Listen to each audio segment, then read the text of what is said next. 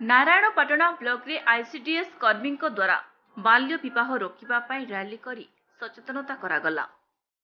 कोरापुट जिला माओ अध्युषित नारायणपाटना ब्लॉक रो विभिन्न ग्राम को जाई अंगनवाड़ी कर्मी और तांको सहकर्मी मानकु नै सीडीपीओ कमला पट्टनायक अध्यक्षतार अक्षय तृतीया उपलक्षे बाल्य विवाह न करिबा पई सचेतनता करा जायथिला।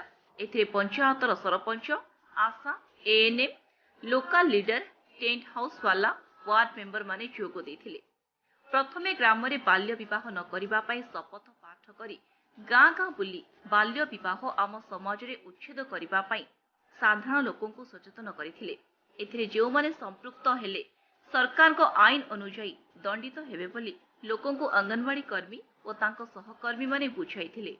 एही समय रे सुपरवाइजर माने यथा भाग्यवती पंडा, ललिता पंडा, ए नीलावेणी एवं ए सुजिता दोरा और सहकर्मी माने उपस्थित रहिथिले।